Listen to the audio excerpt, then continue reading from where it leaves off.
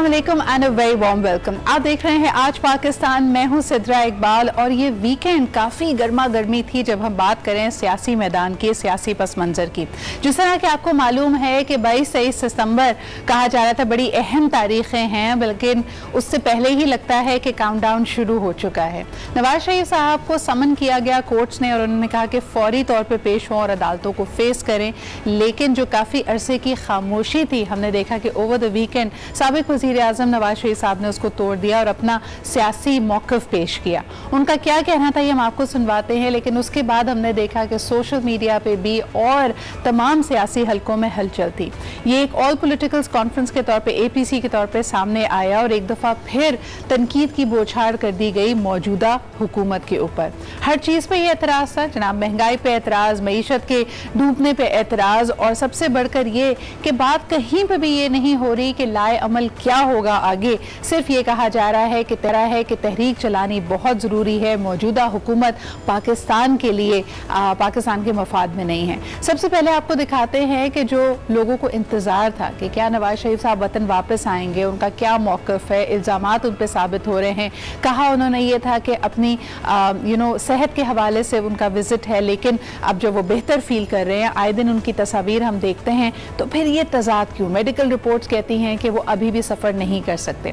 उनका क्या कहना था और क्या मानना था, एक दफ़ा फिर आपको सुनवाते हैं उनके अहम नकात जो उन्होंने कल के अपने बयान में दिए। Let's take a look at that. हमारी अवलीन तरजीह इस गैर नुमाइंदा और नाअहल और सिलेक्टेड हुकूमत से कहीं ज्यादा अहम इस निजाम से जिसका मैंने जिक्र किया है, इससे निजात हासिल करना है। इमरान खान हमारा एज सच हदफ नहीं है, हमारा मुकाबला इमरान खान से नहीं है। ये मैं इलेक्शन से पहले भी कह चुका था और आज भी कह रहा हूँ। आज हमारी जदोजहद इमरान खान को लाने वालों के खिलाफ, तो बैसाखियों पर खड़ी ये हुकूमत कभी भी वजूद में नहीं आ सकती। आज कौम जिन हालात से दो चार है, उसकी बुनियादी वजह वो लोग हैं जिन्होंने अवाम की राय के खिलाफ नाअहल हुक्मरानों को मुल्क पर मुसल्लत किया। क्या मैं ये पूछने की जिसारत कर सकता हूँ कि 2018 के इंतखाबात में घंटों RTS क्यों बंद रखा गया? गिनती के दौरान पोलिंग एजेंट्स को क्यों निकाल बाहर किया गया? इस नाअहल हुकूमत ने 2 सालों में पाकिस्तान को कहां से कहां पहुंचा दिया है, इसका कोई अंदाजा कर सकता है?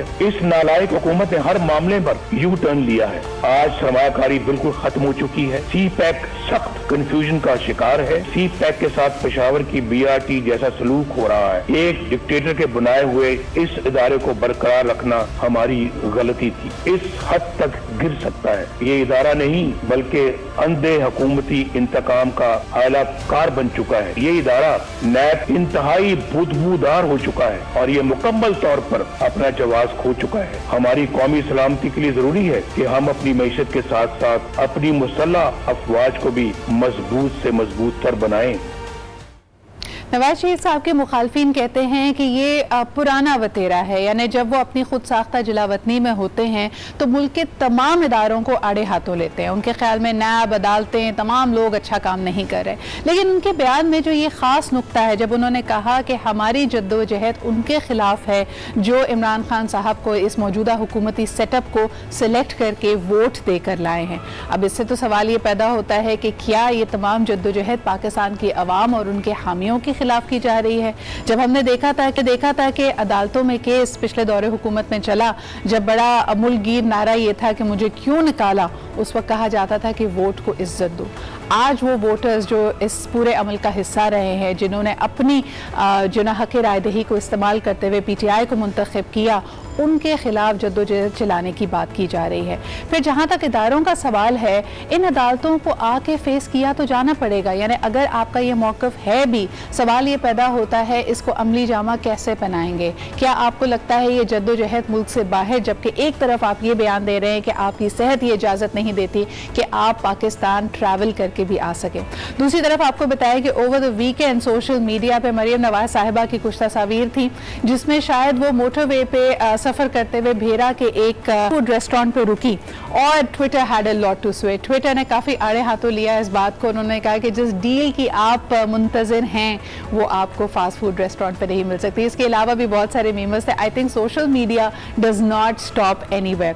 खैर जी, इसके अलावा आपको बताते हैं कि पाकिस्तान पीपल्स पार्टी ज़रदारी साहब ने भी कौम से खिताब किया ओवर द वीकेंड और उनका मानना भी यही था कि तमाम मुखालिफिन पार्टीज़ को एक साथ मिलकर इस सिस्टम के खिलाफ जद्दोजहद करनी पड़ेगी। सवाल ये है, और ट्विटर पे भी कई लोगों ने यह सवाल उनसे पूछा कि अगर वो वाकई हुकूमत के हामी नहीं हैं और उनको लगता है कि पूरे निज़ाम को लपेट कर दोबारा इलेक्शंस कराने चाहिए तो फिर सिंध हुकूमत से पाकिस्तान पीपल्स पार्टी मुस्ताफ़ी क्यों नहीं हो जाती। एक तरफ इक़्तिदार और अथॉरिटीज़ भी चाहती है, लेकिन दूसरी तरफ उनका ये भी मानना है कि मौजूदा हुकूमत चल नहीं पा रहा। ये एक दफ़ा फिर उस बहुत बड़े मेरे ख्याल में जो खला है, जो आपसी एक खलीज पाया जाता है वफाकी हुकूमत और सिंध हुकूमत के बीच में, उसकी निशानदेही करता है। लेकिन एक बात तो तय है, पाकिस्तान पीपल्स पार्टी और PMLN दोनों को ही नैब के वजूद पे एतराज़ है। इस एतराज़ पे हम कई दफ़ा बात कर चुके हैं कि नंबर 1 अदालतों को फेस नहीं करना चाहते, नंबर 2 नैब के इख्तियारात पे एतराज़ करते हैं। लेकिन सबसे अहम बात यह है कि जो करप्शन के चार्जेस हैं उसको ना मीडिया में ना अदालतों में उसको अपना दिफा करने में कभी भी रद्द नहीं कर पाते। ये मेरे ख्याल में तमाम आवाम के लिए एक सवालिया निशान है। लेकिन दूसरी तरफ उनका मानना यह भी है कि ये सिलेक्टिव एहतसाब हो रहा है। बहुत सारे मौजूदा हुकूमत के भी नुमाइंदगान ऐसे हैं जिनकी फाइलें खुलनी चाहिए, जिनके असासों पर सवालिया निशान होने चाहिए, जो कि नहीं हो रहा। अक्रॉस द बोर्ड एहतसाब पाकिस्तान में मुमकिन है या नहीं, इस पर भी हम बात करेंगे। सबसे पहले आपको दिखाते हैं कि साबिक सदर आसिफ अली जरदारी साहब ने कौम से खिताब करते हुए क्या कहा और उनका इन मौज़ूआत पे, इस अहम नुक्ते पे क्या मौक़िफ़ है। Let's take a look. हम सिर्फ हुकूमत गिराने नहीं आए हैं, ना मिले हैं। हम इस हुकूमत को निकाल के और जमहूरियत बहाल करके रहेंगे। हमने पाकिस्तान बचाना है। हमने आफत से, इस मुश्किल से, इन बेरुखियों से पाकिस्तान बचाना है और इंशाअल्लाह फैज़ की आवाज़ में हम जीतेंगे। APC के खिलाफ जो तहरीरियाँ कर रही है हुकूमत, जो हथकंडे इस्तेमाल कर रही है हुकूमत, यही आपकी कामयाबी है। ये इस तकरीर के बाद और इस APC के बाद पहला बंदा मैं ही जेल में हूँगा, मगर मुझे नहीं लगता कि इनका कोई जमहूरी इदारों को बहाल करने का इरादा है। जब इनकी हुकूमत में मुखालफिन सामने आते हैं तो जमहूरियत ख़तरे में पड़ जाती है, और ऑन दी अदर हैंड जब जमहूरी हुकूमत के होते हुए पाकिस्तान पीपल्स पार्टी और PMLN कोई तहरीक चलाती है तो उसका नारा भी यही होता है कि हम जमहूरियत बचाने के लिए आए हैं।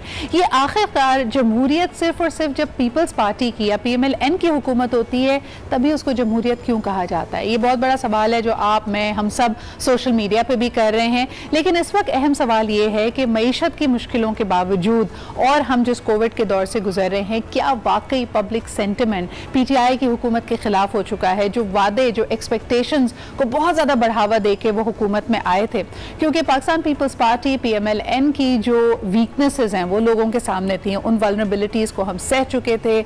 हमने देखा था कि मुल्क को कौन सी मुश्किलात दरपेश है।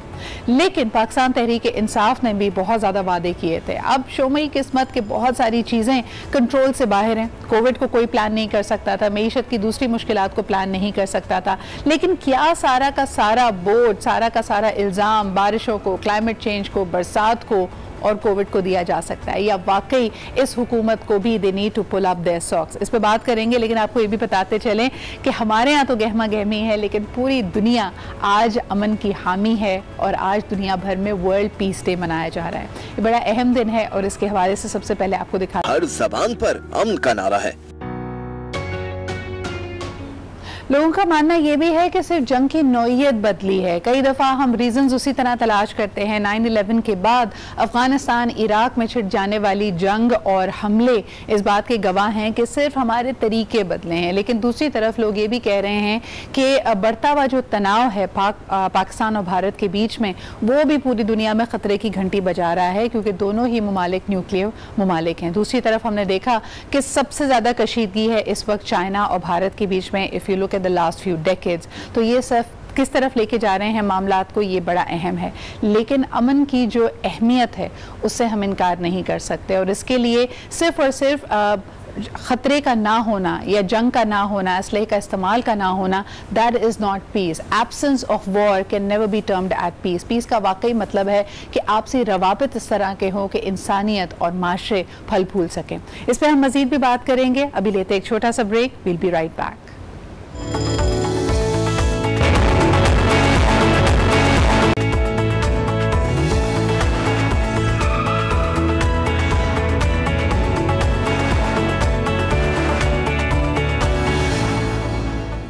And welcome back. आप देख रहे हैं आज पाकिस्तान, मैं हूं सिद्रा इकबाल। एक दफ़ा फिर कोरोना से रिलेटेड नंबर्स पाकिस्तान में हमारे लिए ख़तरे की घंटी बजा रहे हैं, तशवीश का बायस बन रहे हैं। एक स्लम्प के बाद यकायक हमने देखा कि एक ही दिन में पहले 700 और फिर उसके बाद 600 केसेस आए। और इसके साथ आपको ये भी बताते चले कि जो स्कूल्स रीओपन हुए थे वहाँ पर भी कई स्कूलों में पता किया गया कि SOPs को फॉलो नहीं किया जा रहा। कुछ स्कूल्स ने प्राइमरी क्लासेस के स्टूडेंट्स को भी बुला लिया था और जो सोशल डिस्टेंसिंग का और कम तादाद में अटेंडेंस का उन्होंने वादा किया था, जो SOPs उन्होंने आउटलाइन किए थे, उनकी भी पासदारी नहीं की जा रही थी। इसकी वजह से हमने देखा कि कई स्कूल्स को सील कर दिया गया और साथ ही बहुत सारे जो ऐसे यानी जो मरहलावार हम स्कूल्स खोलने की बात कर रहे थे और सेकेंड फेज में स्कूल खुलना था, उस पर भी पाबंदी आयद कर दी गई है। यानी क्लास 6 और 8 to 6 के जो स्टूडेंट्स थे उन्होंने जो आना था उसको बंद कर दिया गया। सवाल ये है कि क्या नंबर्स को देखते हुए दोबारा अब हम देख रहे हैं कि कुछ रद्द बदल आएगा। खासतौर पर सिंध हुकूमत ने ऑलरेडी ऐलान कर दिया है कि मार्केट्स रात 9 बजे तक ही खुलेंगी। पहले एक हमने लॉकडाउन के दौरान भी देखा कि अच्छा डिसिप्लिन आ गया था, दुकानें मार्केट्स जल्दी खुलती थीं, आप इलेक्ट्रिसिटी की सेविंग भी देख रहे थे, डे लाइट आवर्स का बेहतरीन इस्तेमाल देख रहे थे। लेकिन अब हम पुरानी रविश पे चले गए हैं, यहाँ तक कि SOPs को भी नहीं फॉलो किया जा रहा। क्या इसका असर हम बाकी इंडस्ट्रीज पर भी देख सकेंगे? क्या इसी तरह की तब्दीली हो सकता है मैरिज हॉल्स के लिए भी आए? आज हम डिटेल में बात करेंगे in our 10 o'clock segment about the schools reopening and then closing और अब आगे क्या लाएअमल नजर आ रहा है। लेकिन सबसे पहले जरा बात करते हैं कोरोना वाले से कि ये जो दोबारा स्पाइक हमें नजर आ रही है, क्या ये हम सब के लिए बायस तशवीश होनी चाहिए? इसको डिस्कस करने के लिए हमारे पास मौजूद हैं a very senior doctor and a member of the Pakistan medical association, जनाब डॉक्टर कैसर सज्जाद साहब। अस्सलाम वालेकुम कैसर साहब। जी वालेकुम अस्सलाम सर, बहुत बहुत शुक्रिया वक्त निकालने के लिए। आज आपकी मसरूफियत भी थी but you still made time for our show. आपसे पहला सवाल यही करना चाहूँगी कि यकायक 700 केसेस रिपोर्ट हुए एक दिन में, फिर दोबारा हमने 600 केसेस देखे। मुझे लग रहा था कि बहुत सारे लोगों के जहन में शायद ये है कि corona is a thing of the past for us. ये स्पाइक, ये नंबर्स किस तरफ निशानदेही कर रहे हैं? बहुत शुक्रिया सिद्रा। एक्चुअली देखें, ये तो एक्सपेक्ट कर रहे थे हम तमाम जो रिसर्चर्स हैं और मेडिकल प्रोफेशनल के लोग हैं और जो इन्फेक्शियस डिजीज के डॉक्टर्स हैं सारे, क्योंकि देखिए कोरोना लग ऐसा रहा था या मैसेज ऐसा जा रहा था कि शायद पाकिस्तान से कोरोना का बिल्कुल खात्मा हो गया है। एक्चुअली इनफैक्ट ऐसा था नहीं। केसेस 400-300 तो डेली रिकॉर्ड हो रहे थे, लेकिन अब क्योंकि जब केसेस आपके पास मौजूद है, वायरस मौजूद है, तो फिर वो स्प्रेड हो सकता है। और दुनिया में हम देख रहे हैं कि एक सेकंड वेव्स भी आ रही है, सेकंड एक टर्म भी आ रहा है, तो वो फिर जो है बड़ा लीथल हो रहा है, बहुत एग्रेसिव वायरस होता है। तो हम बारहा ये कहते रहे हैं कि खुदारा तमाम लोग SOPs को फॉलो करें ताकि ये बीमारी का जो नंबर ऑफ केसेस है वो इसी तरह से कम होते रहे और इनका खात्मा हो जाए पाकिस्तान से। डॉक्टर साहब, आप क्या समझते हैं, जैसे कराची में और मुल्क भर में हालिया बारिशें हुई और उसमें जो रेस्क्यू एंड रिलीफ ऑपरेशंस हो रहे थे, हम देखते हैं कि बारिश हो, गंदगी हो, उसमें भी इन्फेक्शियस डिजीजेस फैलती हैं। ये इन्फेक्शन ऑलरेडी हमारे इर्द गिर्द था। क्या आपको लगता है कि ये भी एक वजह बन सकती है कि उसमें जो रेस्क्यू रिलीफ ऑपरेशंस हुए, कोई लोगों ने दूरी का ख्याल नहीं रखा, शहर भर में, मुल्क भर में गंदगी फैली हुई थी, क्या इसने भी बढ़ावा दिया है कोरोना को? बिल्कुल मैं समझता हूँ कि जितनी भी पिछले चीजें हुई हैं जहाँ पे लोगों की गैदरिंग हुई है या गैदरिंग हो रही है, ऐसा तो सिगरा मैंने तो नहीं देखा है, पता नहीं आपके व्यूवर्स ने, आप लोगों ने देखा होगा कहीं इक्का दुक्का के SOPs को फॉलो किया जा रहा है। लेकिन ओवरऑल शुरू दिन से SOPs को प्रॉपर तरीके से पाकिस्तान में फॉलो नहीं किया गया।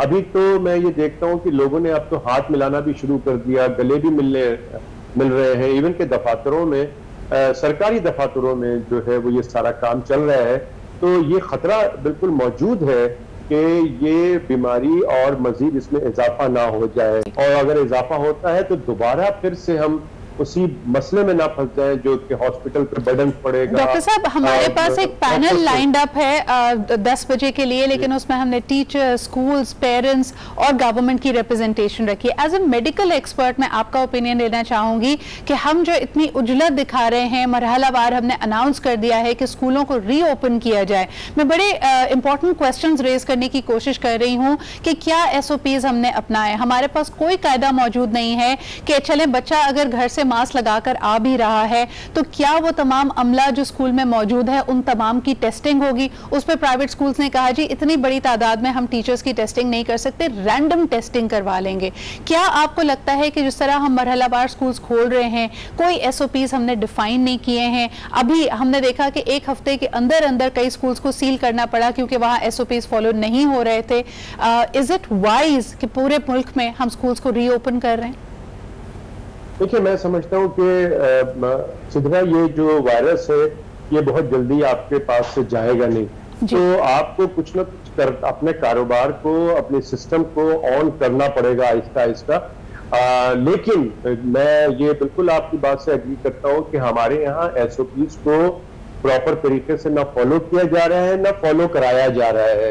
इस पर कानून होना चाहिए। जब तक कानून के अमल दरामद नहीं होगा तो लोग डरेंगे नहीं, लोग SOPs को फॉलो नहीं करेंगे। लिहाजा मैं समझता हूँ जो बड़े लोग हैं, ये तालीमी इदारे खोलना ये बहुत ही सेंसिटिव मामला है, इसको बहुत ही क्लोज वॉच करना पड़ेगा, क्लोज मॉनिटरिंग करनी पड़ेगी। और मैंने पहले भी रिक्वेस्ट की है कि जो छोटे बच्चे हैं, प्री प्राइमरी और प्री प्राइमरी जो स्कूल्स हैं उनको अभी ना खोला जाए, एटलीस्ट कम अज कम 20-25 दिन मजीद मॉनिटर किया जाए। और जो बड़े स्कूल्स हैं वहां पर मैंने फिर आपसे की तवज्जो से कहता हूं कि उनके एंटीबॉडीज टेस्ट तमाम लोगों के करा दिए जाए, खासकर वो लोग जो ड्राइवर्स हैं, जो वैन ड्राइवर्स और वैन क्लीनर्स हैं, जो हेल्पर्स हैं, उनके जरूर होने चाहिए। स्कूल, कॉलेजेस, डॉक्टर साहब, बड़ी तशवीशनाक बात यह है कि इसमें जितने स्टेक होल्डर्स हैं, मिसाल के तौर पे स्कूल की कैंटीन तो चले आप खोले नहीं, बहुत बड़ी तादाद है पाकिस्तान में बच्चों की जो ट्रांसपोर्ट यानी मास ट्रांजिट इस्तेमाल करती है, जो स्कूल की वैन्स इस्तेमाल करती है। स्कूल वाले कहते हैं कि जी उस पर हमारा कोई इख्तियार नहीं है, वैन्स वाले करवाना चाहें तो वो उनकी रजाकाराना काविश होगी। दूसरी तरफ अपने टीचर्स को और अमले को भी ये अखराजात, ये खर्चा खुद बर्दाश्त करने को स्कूल तैयार नहीं है। फीस को बढ़ा रहा है इस मद में कि कोरोना की तैयारी कर रहे हैं, लेकिन अपने अमले तक को टेस्ट नहीं करा रहा।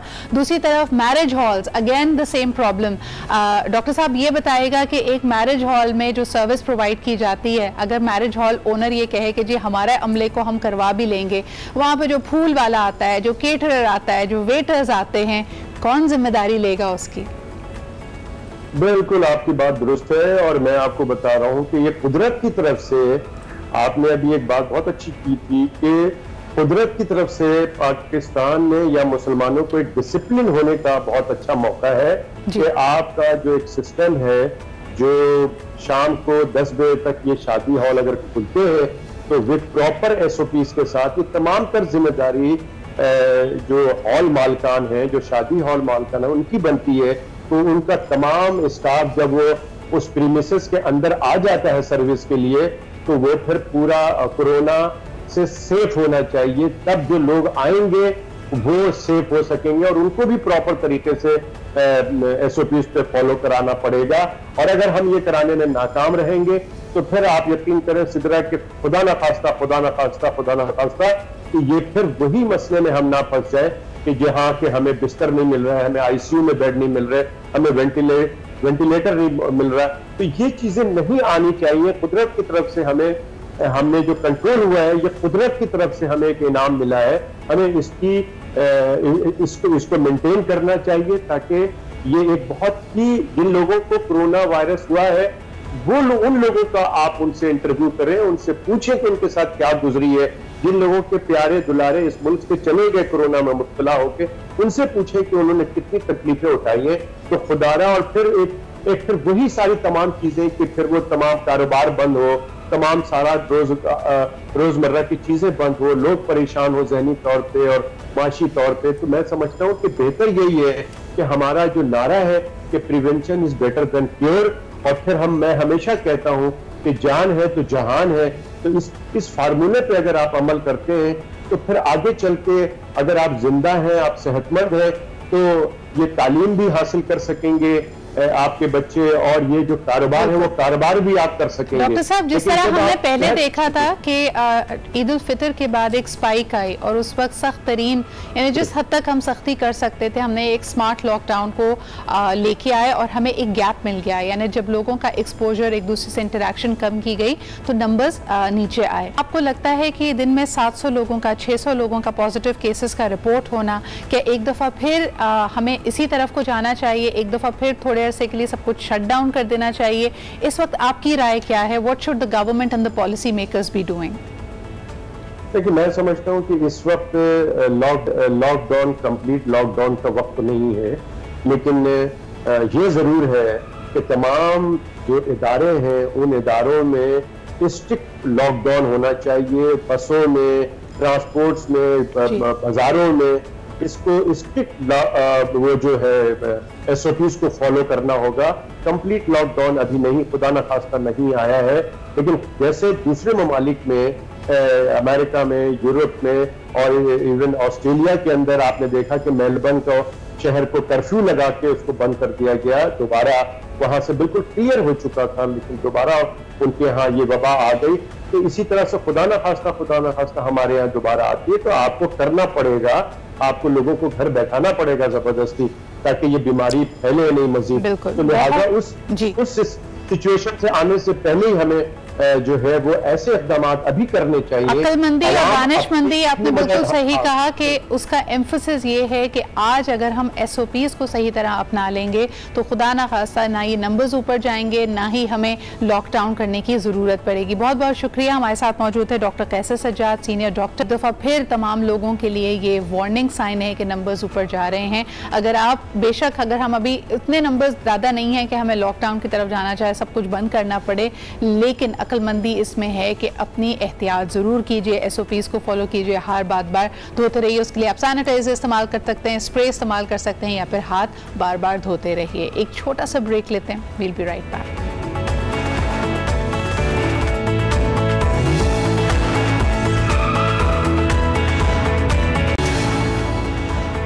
And welcome back. आप देख रहे हैं आज पाकिस्तान, और अब ज़रा बात करेंगे सनती सरगर्मियों के हवाले से।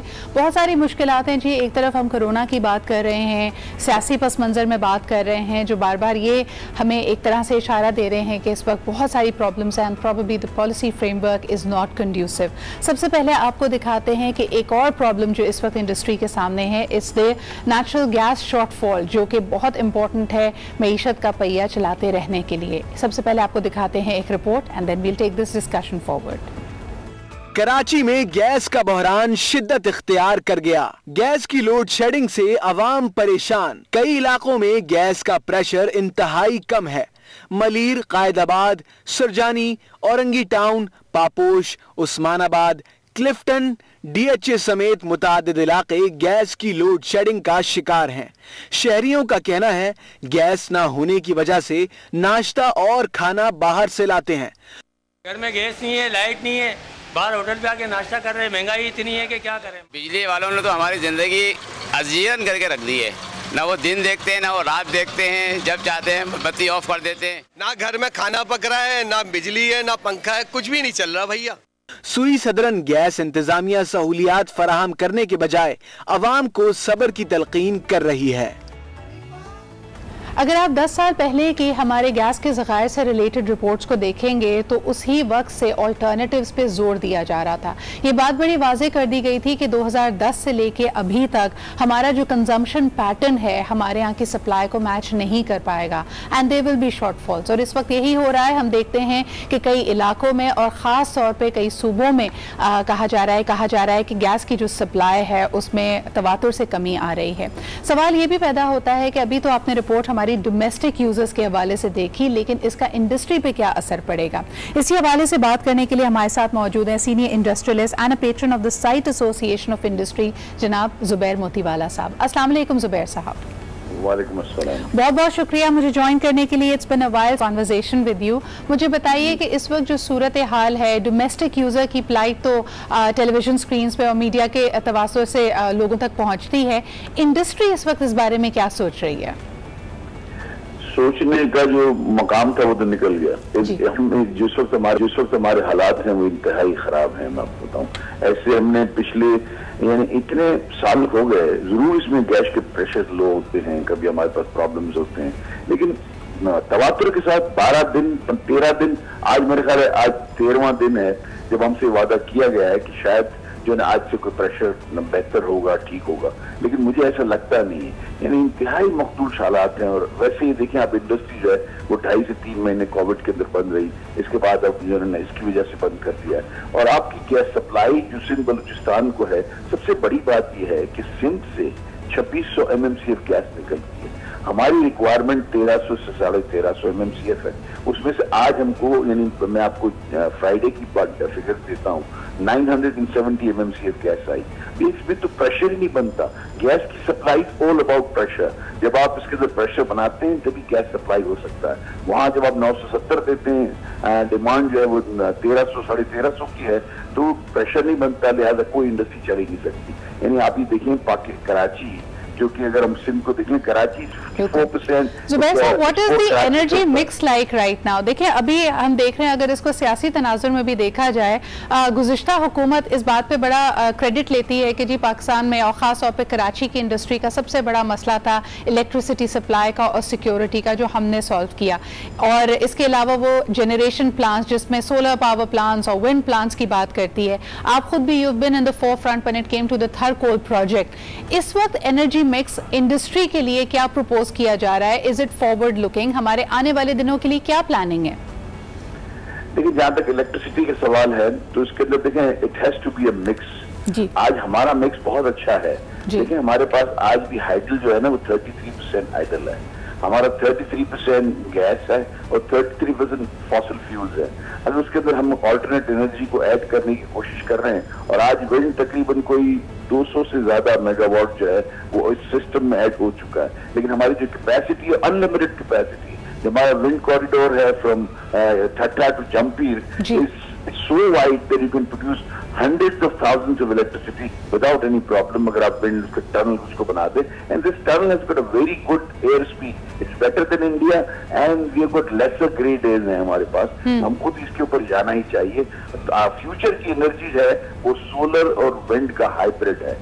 That is what we should concentrate on, और इसी के ऊपर हमको जाना पड़ेगा। और क्या पेशरफ देखते हैं पिछले 12 साल के इस जमहूरी पूरे टर्म में, जिसमें 3 हुकूमतें, अब ये तीसरी हुकूमत ने मुल्क की बागडोर संभाली हुई है? देखिए उस दौर के अंदर मुझे एक बात मैं कह सकता हूँ कि वी एक्चुअली थर्ड को हमने पहली दफा जिंदगी में यूटिलाइज किया। 70 सालों से ये जखीरा हमारे पास था, which can produce 165,000 megawatts of electricity, और हमारी आज प्रोडक्शन 23-24 हजार की है।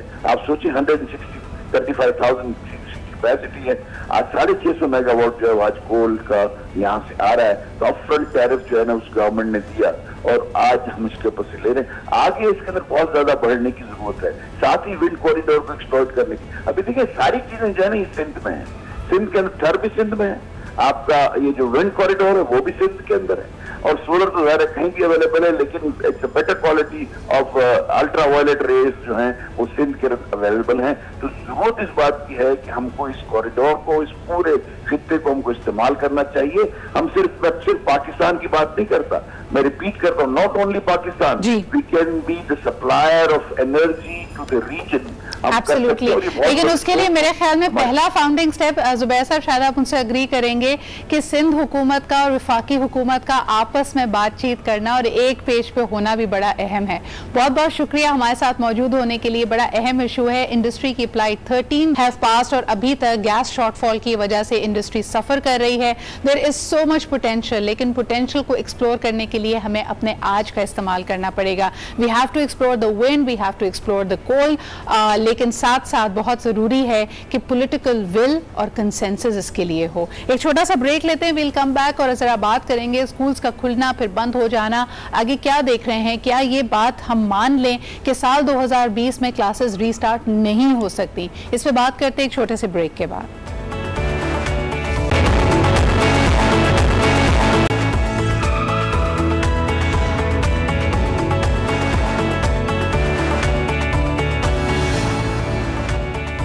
Welcome back after the break. आप देख रहे हैं आज पाकिस्तान। हमने आपको खबर दी बड़ी खुशी के साथ, वालिदैन भी इस बात पे बड़े खुश थे कि स्कूल्स रीओपन हो रहे हैं और ये सबसे बड़ा इंडिकेटर होता है हमारे माशरे में of things going back to normalcy.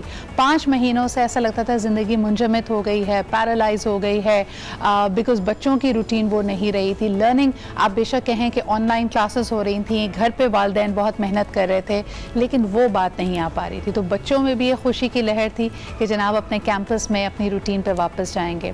Unfortunately हमने देखा कि इस मरहलावार स्कूल्स की रीओपनिंग में दोबारा एक ब्लॉकेज आई है और वो ये कि पिछले 2-3 रोज़ से दोबारा एक बड़ी तादाद में कोरोना केसेस रिपोर्ट हो रहे हैं। इसके अलावा तमाम तर तसल्लियों के बावजूद हमने देखा कि कई स्कूल्स ने SOPs को फॉलो नहीं किया था और जब इसकी निशानदेही की गई तो गवर्नमेंट की तरफ से इनको सील करना पड़ा। बहुत सारे स्कूल्स ने मरहलावार रीओपनिंग की भी पासदारी नहीं की और छोटे बच्चों को, प्राइमरी स्कूल्स के बच्चों को भी, प्राइमरी क्लासेस को भी बुलाया था। दूसरी तरफ फीस का मामला जो हमने आपको पहले भी जिससे आगाह किया कि एक दफ़ा फिर नोटिफिकेशंस थी, उसमें हाइक भी नज़र आ रहा था ताकि स्कूल्स को कोरोना के लिए उसकी SOPs को फॉलो करने के लिए तैयार किया जा सके। इस वक्त ऐसा लगता है कि सारे ही मामलात आधे कच्चे आधे पक्के हैं।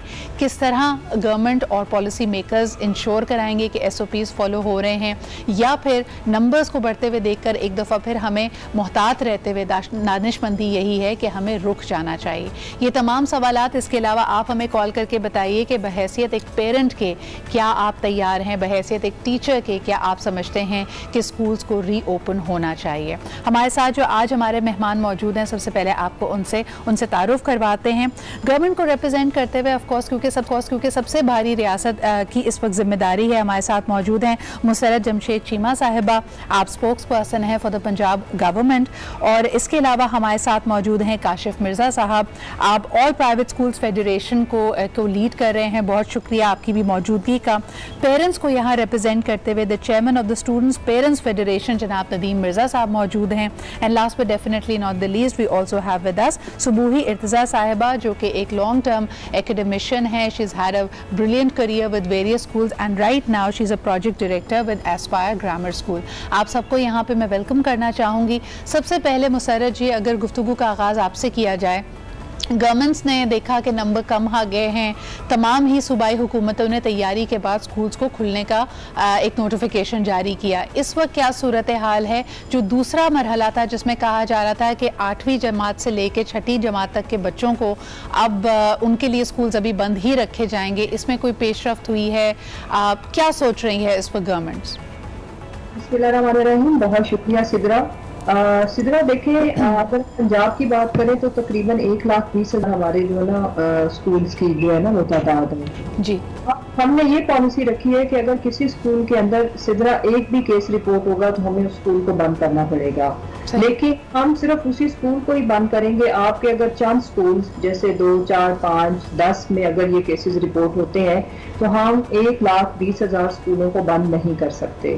तो जो मरहलावार स्कूल ओपन करने की जो हमने ऑप्शन बताई थी वो बिल्कुल काबिल अमल है, और उसकी वजह यह है कि कोविड की जितनी भी प्रिकॉशंस या उसके जितने भी जो इम्प्लीमेंट करने वाली चीजें हैं वो अब हम उसको, जैसे हमने आम कारोबार जिंदगी आम जिस तरह से हमने चीजों पे इम्प्लीमेंट किया, मसलन कि जहाँ पे केसेस रिपोर्ट होंगे स्मार्ट लॉकडाउन वाली ऑप्शन, इसी तरह स्मार्ट स्कूल को बंद करने वाली ऑप्शन ही बेहतर ऑप्शन है कि जहाँ पे केसेस रिपोर्ट हो उनको तो बंद किया जाए, या जिन एरियाज में खुदा न खास्ता लोकल स्प्रेड ज्यादा है उनको बंद किया जाए, और जहाँ पे नहीं है वहाँ पे हम इंशाल्लाह ताला मरहलावार। लेकिन मुसर्रत जी, ये आप नहीं समझती कि this is still very reactive? देखें, जब तक केस रिपोर्ट हो जाए दैट्स ऑलरेडी टू लेट। इस वक्त जो सिचुएशन है कि 5 माह की तैयारी के बावजूद जब स्कूल्स खुले हैं तो उन्होंने SOPs की पासदारी नहीं की, प्राइमरी क्लासेस को ऑन कर दिया, ज़रूरत से ज़्यादा तादाद में बच्चे वहाँ पे मौजूद हैं। क्या इन SOPs को ना फॉलो किए जाने पे कोई एक्शन नहीं लिया जाएगा?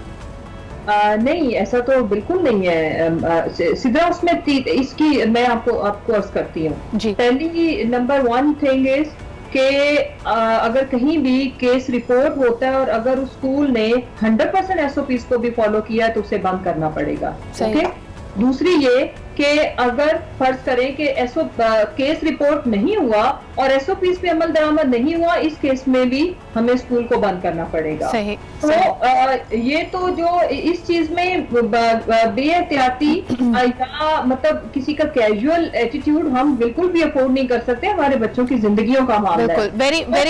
Very well said. Musarrat ji, ये बात आपकी काशिफ साहब के पास से जाना चाहूंगी। काशिफ साहब, इतनी यकीन दहानी कराई, आप लोगों की हफ्तों की महीनों की मेहनत थी, चंद स्कूलों ने पहले ही हफ्ते में हमने देखा कि उनको सील करना पड़ा और वहां पे बच्चे, छोटी उम्र के बच्चे भी मौजूद थे, SOPs फॉलो नहीं किया जा रहा था। क्या कहेंगे इस पे आप?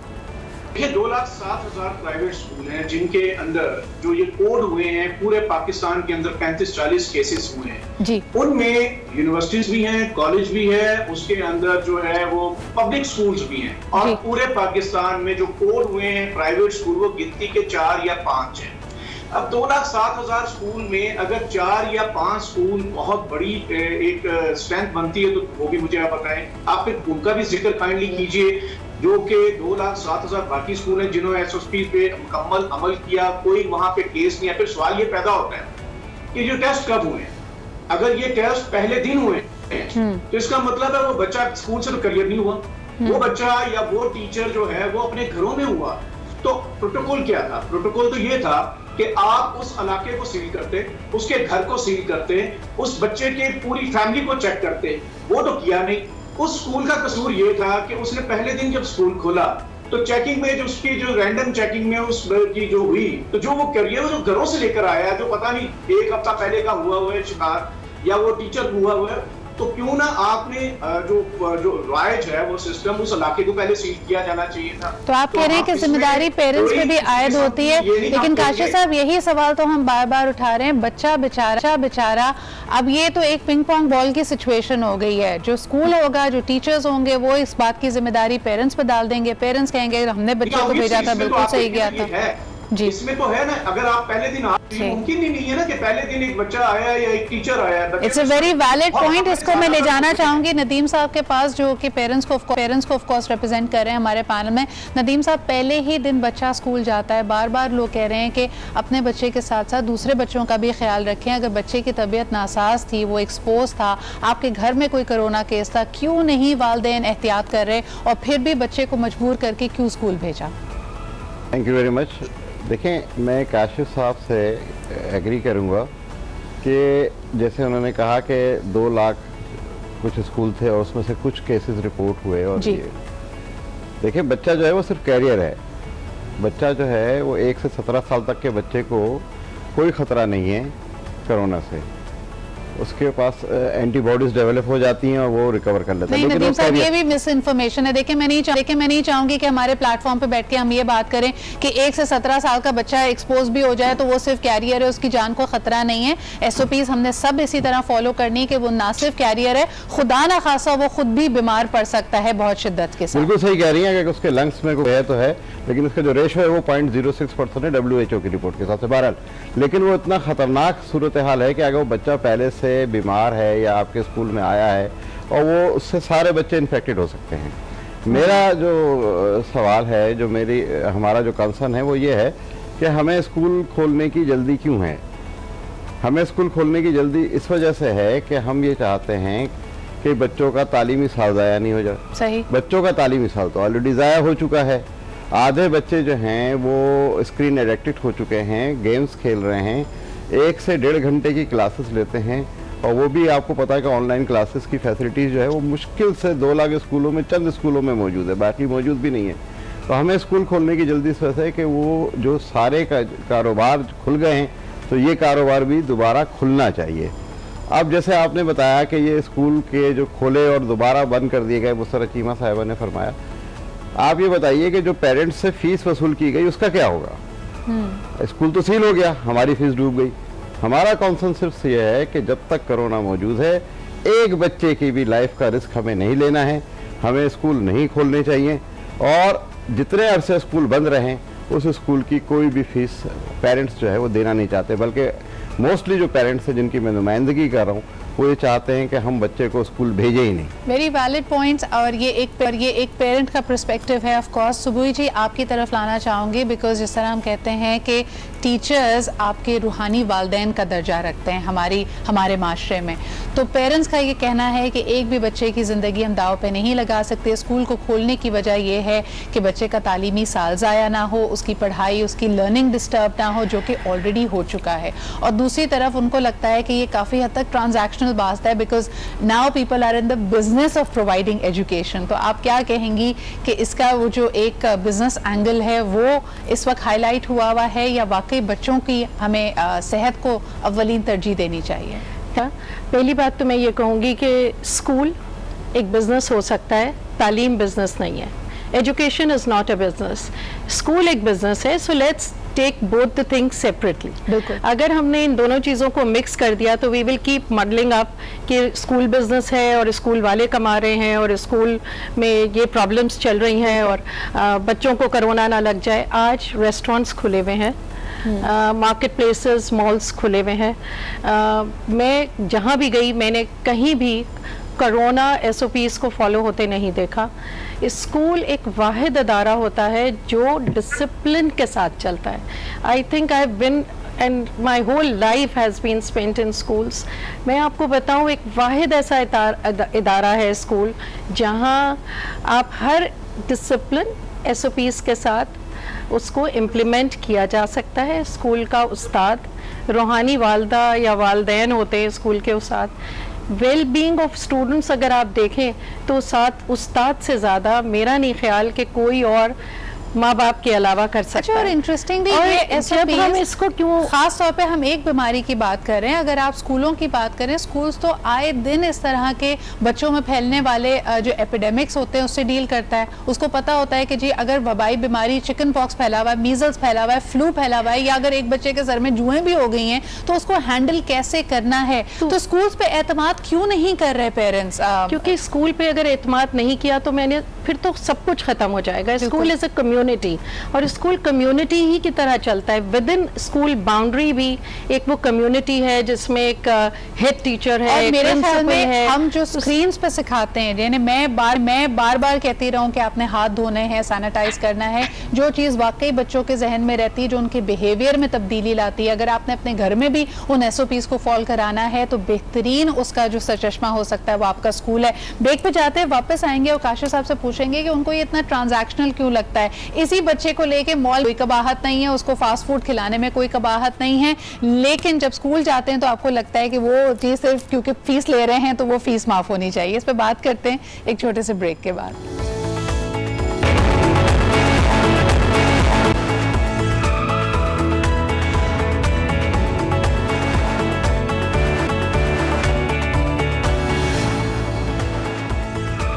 Welcome back after the break. आप देख सकते हैं कि इस पैनल में बहुत सी मुख्तलिफ आ रहा है। सबसे पहले काशिफ साहब आपके पास जाना चाहूँगी।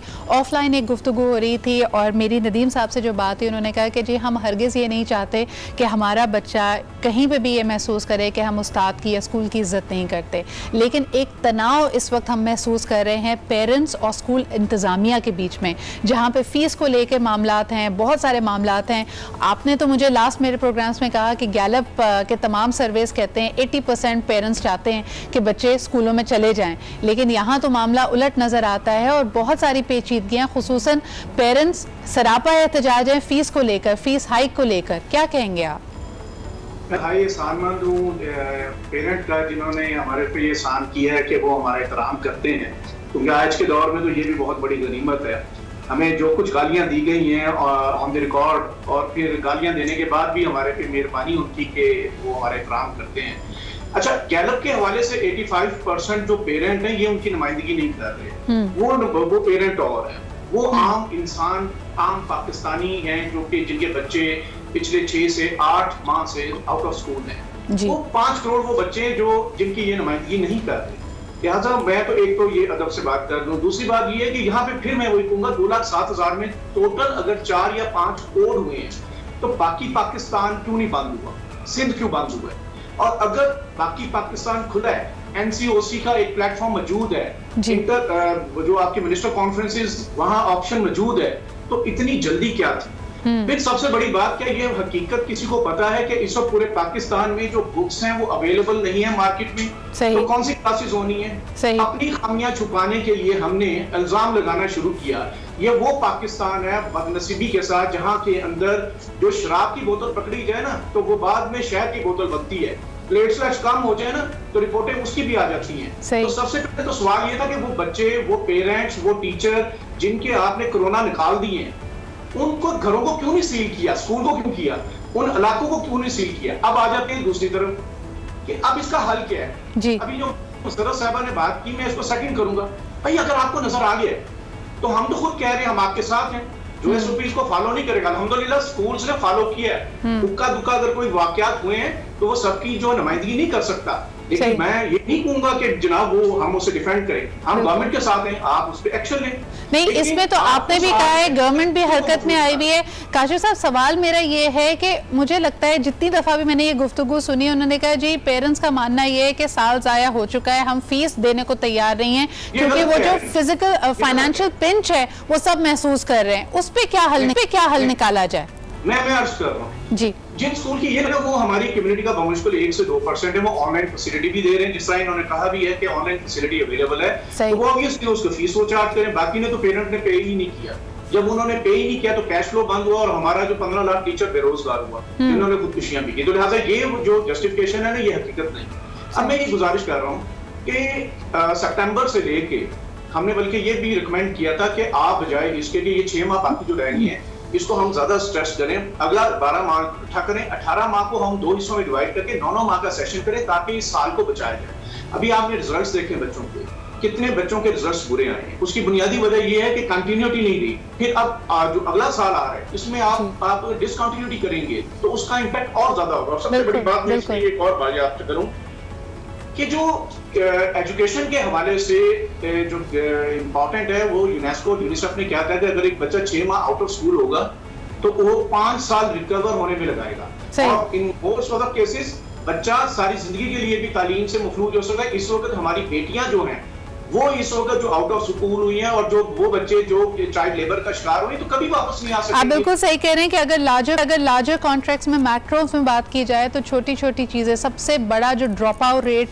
पूरे पाकिस्तान में स्कूल गोइंग गर्ल्स का होता है वो एडोलेसेंस में होता है। उसकी बहुत सारे और मुहर्रिकात हैं, लेकिन वाकई 1 साल का ज़ाया हो जाना, गैप ईयर, वापस हमें उसी रविश पे आने में बहुत वक्त लगेगा। मुसर्रत जी, आपके पास आना चाहूँगी। बेशक 1 या 2% का भी हो, हम देख रहे हैं कि बतदरीज एक नैरेटिव बन रहा है पिछले चंद सालों से। मैं गवर्नमेंट स्कूल्स की यहाँ पे बात नहीं करना चाहूँगी, मैं प्राइवेट स्कूल्स उनके फीस स्ट्रक्चर की बात करना चाहूँगी।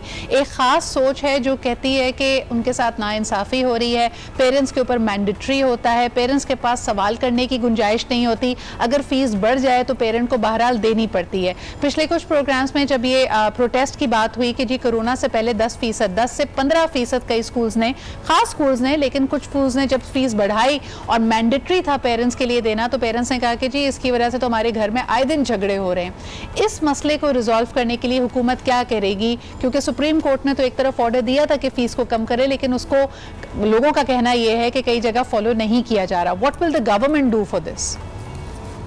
देखें सिद्रा, ये बड़ी अहम बात है और इसके लिए जो देखें अभी वाली सिचुएशन जो है ना, ये कोविड की वजह से अभी जैसे भाई फरमा रहे बिल्कुल ठीक बात है, बहुत ज्यादा बेरोजगारी और बहुत ज्यादा मतलब ये, बल्कि मैं तो कहूंगी कि स्कूल बिजनेसेस ऐसे थे जो सबसे ज्यादा प्रॉफिट में थे या बहुत अच्छी अर्निंग्स थी और जिसकी वजह से चले बहुत सारे लोगों को रोजगार भी मिला हुआ था जी। तो ये तो अनफॉर्चुनेटली ये जो कोविड का इश्यू था उसकी वजह से इनको भी, जैसे तमाम बिजनेसेस पे उसका इम्पैक्ट आया तो स्कूल इंडस्ट्री पे भी बहुत ज्यादा आया।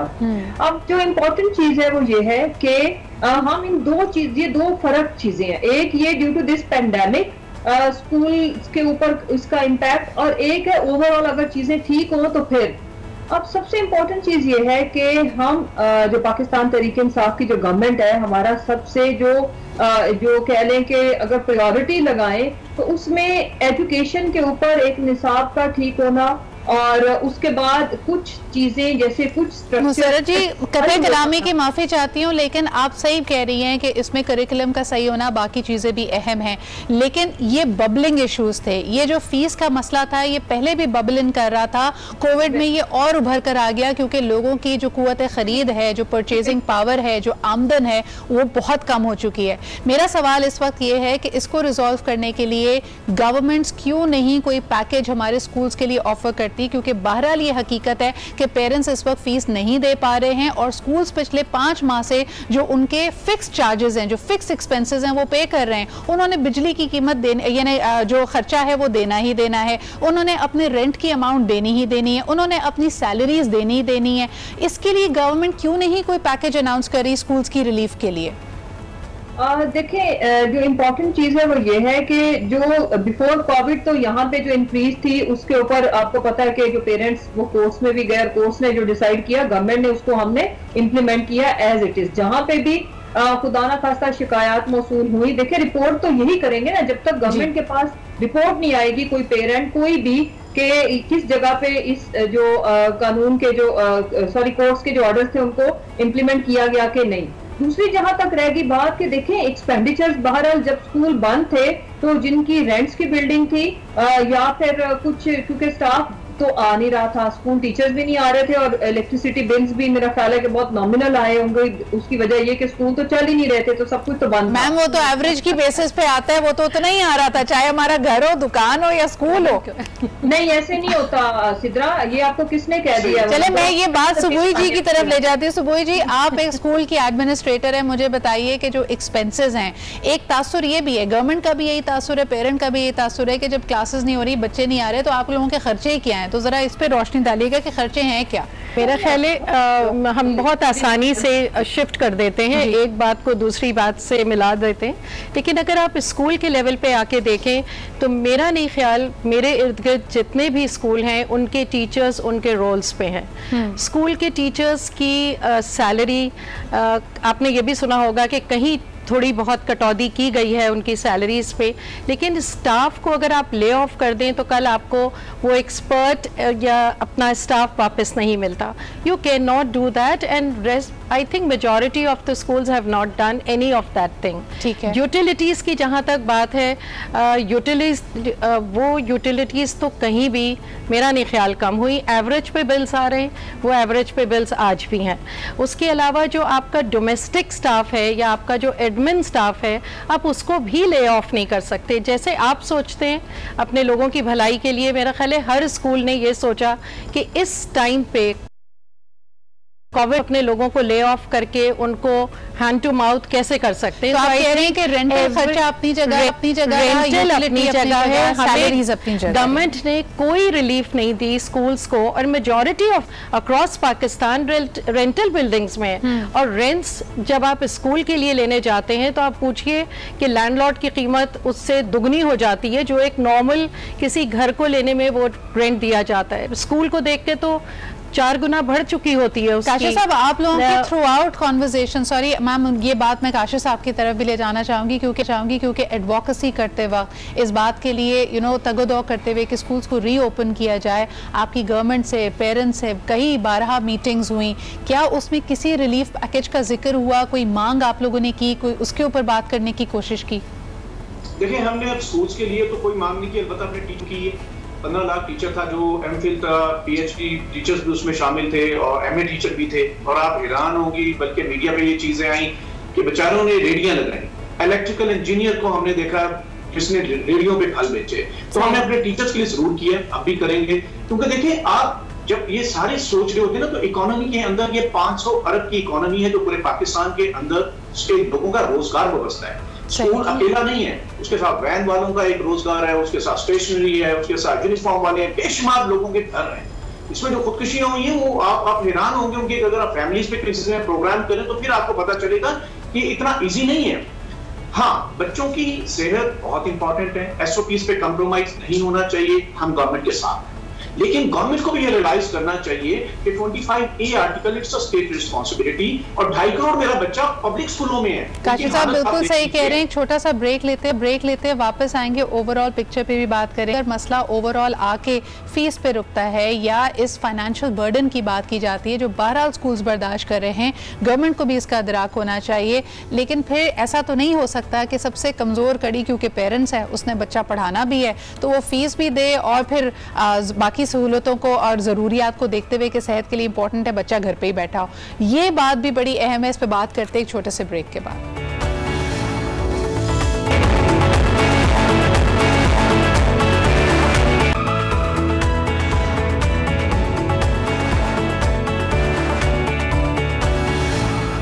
ट्रांजैक्शनल बना लिया जी हमने तालीम को भी, क्योंकि हम इसमें लर्निंग पे बात नहीं कर रहे, हम ये नहीं कर रहे कि बच्चा क्या सीख रहा है, उसका डिसिप्लिन क्या है, किसने कितनी एफर्ट डाली। बात ये हो रही है कि जी मैंने इतना पैसा दिया। हम मुझसे अक्सर पेरेंट्स अगर आके मशवरा लेते हैं कि जी बताइए बच्चे को अगला क्या करना चाहिए जिसका स्कोप बहुत है। स्कोप की ट्रांसलेशन बड़ी सिंपल होती है, कोई ऐसी चीज़ जिसमें 4 चांद लग जाएँ, अगले वो नौकरी पर जाए तो उसको बहुत ज़्यादा तनख्वाह मिले, और that's the only way we are judging scope. हमारे साथ जी पूरा पैनल मौजूद है जिसमें टीचर्स भी हैं, स्कूल को रिप्रेजेंट, स्कूल इंतज़ामिया को रिप्रेजेंट कर रहे हैं, पेरेंट्स को रिप्रेजेंट कर रहे हैं और हुकूमत की भी नुमाइंदगी की जा रही है। मुसर्रत जी, इस वक्त एक टिफ ऑफ पॉइंट बन गया है, कहा जा रहा है, पेरेंट्स कह रहे हैं कि जी हमारे पैसे ज़ाया, हमारे पैसे चले गए, उसकी सुनवाई करें, किस तरह सेटिस्फाई करेंगे, क्या करना चाहिए, बिकॉज इस वक्त तो काफ़ी पोलराइज्ड हो गया मामला। बिल्कुल, ये एक रियलिटी तो है, लेकिन सिद्रा आप हमें बताएं, गवर्नमेंट की जगह पे आके आप सोचें, देखें हमारे पास अब चॉइस नहीं है, हमें ये स्कूल्स तो खोलना ही पड़ेंगे। उसकी वजह ये है कि अब देखें ना कि अगर लाखों की तादाद में आपके स्कूल्स हैं तो जब नंबर आपका 2, 4, 5, 6, 7, 8, 10 स्कूल्स में अगर ये चीज रिपोर्ट हो जाती है तो उसकी वजह से हम बाकी तमाम स्कूल्स को इसलिए बंद नहीं रख सकते कि कहीं हमें बंद ना करने पड़ जाए, खोलेंगे। अच्छा, लेकिन ये जो तासुर है मुसर्रत जी, मैं एक दफ़ा फिर नदीम साहब के पास आना चाहूँगी। नदीम साहब, आपकी गुफ्तगू से भी या जितने हम देखते हैं कि पेरेंट्स बॉडी के मुख्तलिफ रिप्रेजेंटेटिव्स आते हैं, उनका एक ही पेन पॉइंट होता है कि फ़ीस बहुत ज़्यादा है। सवाल ये है कि बच्चे को जब आप स्कूल में दाखिला करा रहे हैं तो फ़ीस स्ट्रक्चर तो आपके सामने है, किसी ना किसी जगह आपकी ये तवक्को भी है, आप उस स्कूल को अच्छा मेयारी स्कूल भी समझते हैं, तभी आपने अपने बच्चे को वहाँ पर भेजा है। अब ये तनाव की कैफियत क्यों कि वो जो 1-1 रुपया दिया गया है उसका हिसाब मांगा जा रहा है, ये क्या हो रहा है? नहीं, हमने कोई हिसाब नहीं मांगा। मेरे देखिए दो बहुत सिंपल, आपका प्रोग्राम का टाइम भी कम है जी, कि हम सर्विसेज ले रहे हैं अपने बच्चे को एजुकेशन दिलाने के लिए स्कूल से। 25 से 18वीं तरमीम में पास हुआ लेकिन उस पर इम्प्लीमेंट नहीं हुआ। 5 साल से 16 साल तक के बच्चे की जिम्मेदारी रियासत की है कि रियासत उसको एजुकेशन फ्री में प्रोवाइड। अब हम सर्विसेज लेने के लिए जा रहे हैं प्राइवेट स्कूल्स की तरफ। अब प्राइवेट स्कूल्स से आपने जितने अरसे सर्विसेज ले रहे हैं, हम पैसे दे रहे हैं, गर्मियों की छुट्टियों के पैसे भी दे रहे हैं। आज तक किसी पेरेंट फेडरेशन या किसी पेरेंट रिप्रेजेंटेटिव ने आकर ये नहीं कहा कि हमें फीस माफ़ कर दें। अब क्योंकि पूरी दुनिया में कोरोना में लोगों को नुकसान हुआ है, हमारी क़ुव्वत ख़रीद 25% रह गई है, लेकिन हम 80% फीस भी वो उस टाइम की जिसकी हमने सर्विसेज ली हम क्यों दें?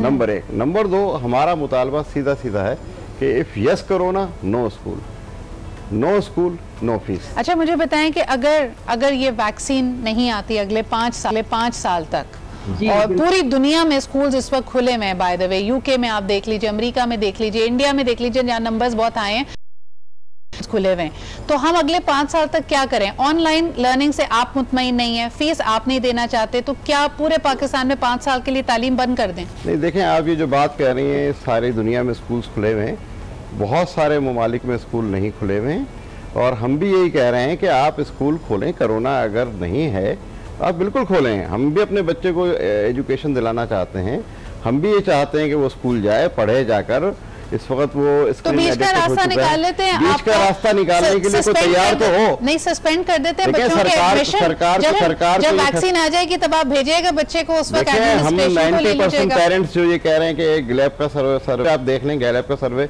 आप देख लीजिए, कोई भी बच्चे को स्कूल नहीं भेजना चाह रहा है। अवेयरनेस 85% पाकिस्तान गैलप सर्वे के मुताबिक। दोबारा करा लीजिए सर्वे, मैं चैलेंज करता हूं कि 85% लोग नहीं भेजना चाह रहे। इसके बाद मुज़फ़्फ़र जी योर कमेंट। जी बिल्कुल फर्स्ट हैंड एक्सपीरियंस ये कहता है कि हर पेरेंट मेरे पास आके रिक्वेस्ट कर रहा है कि किसी तरह स्कूल खोलें और बच्चा ले लें। They want us to take even the primary and the early years as well, क्योंकि वो ये समझते हैं, पेरेंट को पता है, माएँ उकता चुकी हैं इस वक्त, मैं आपको सही बता रही हूँ, और वो कहती हैं मिस कोई कोरोना नहीं हुआ हमें इतने अरसे, अल्हम्दुलिल्लाह बच्चा भी ठीक है, आपके एसओपीस तो घर के एसओपीस से ज्यादा बेहतर है। स्कूल्स ने बहुत इस पे राय बती हुई है, लेकिन मैं आपको बताऊं कि ये इतना अहम इशू है।